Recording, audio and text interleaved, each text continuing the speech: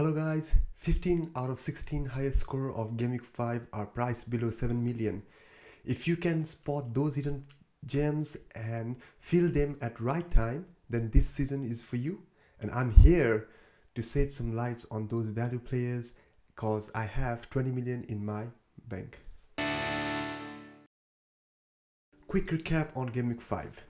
Our team scored 43 points, which is 12 points less than average. So once again, we have lost, but I'm hopeful for next game week. So let's start what we have. I'll show you. Let's start from goalkeeper. I have Begovic in my team. Since Pickford is sidelined for a few game weeks, this man can return clean sheet against struggling Norwich. Moving on to the defense, I have Duffy, Martial and Livramento. Informed Crystal Palace might struggle against one of the rigid defense this season, and Duffy is leading Brighton defense with 29 clearances, which is highest among all the defenders, and above all he can return points on the attacking half as well. Similarly, Martial, he have proved himself in Game Week 4 with 2 assists, and he has recorded 5 crosses per match, and which is second highest among the defenders on his price range. And talking about Livramento, one of the cheapest option we have for this season, he have already recorded 2 clean sheets in a row and started every matches for Saints. Next match is against Wolves, who is already struggling and who have a very worst convergence rate. So definitely you can expect something from him. Let's talk about midfield now. I have Gray, Gallagher, Benrahma and Sarr. Gallagher, he breaks central though he plays for wings and create a lot of chances for Everton. He has started every matches and already scored 3 goals. Gallagher averaging 7 points per match. He is third of all starter FPL midfielders behind Salah and Benrahma. Talking about Benrahma, he is the hottest property in FPL this season. He have 3 goals and 2 assists in last 5 matches.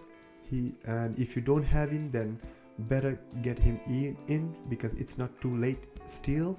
Sarr scored twice against Norwich last game week. He had 4 big chances, which is more than any players had in single game this season. Next 2 fixtures can attract a lot of new managers and his price tag will rise for sure. Now moving on to the forward, I have Armstrong, Antonio and Dennis. Armstrong surprisingly have already got 16 shots, which is 5th highest. Dennis is one of the cheapest in-form forward we have this season. He have already returned 2 goals and 1 assist. He is nailed on in his position and he can tear apart vulnerable defense of Newcastle in front of home crowd. Finally, let's talk about Antonio again. If you guys have sold this player, then you guys disappointed me because he is rested last game week because of his red card. So he is even more firm and rigid and he can return a lot of points. But still, it's not too late. If you don't have him, bring him in. If you have already sold, still bring him in because his record speaks everything. 18 shots, 4 goals, 3 assists, and he have 88% of goal convergence rate, and he has recorded 37% of chances of assist. So he will be back against Leeds for sure. So it's still not too late, guys. Just get him in. This time around, I have benched Sanchez from Brighton, Willian from Norwich, and Rafinha and Ayling from Leeds. Leeds property might play or might not play, depends on their injury status. But if they play, then they can obviously return some points. So that's all for this game week.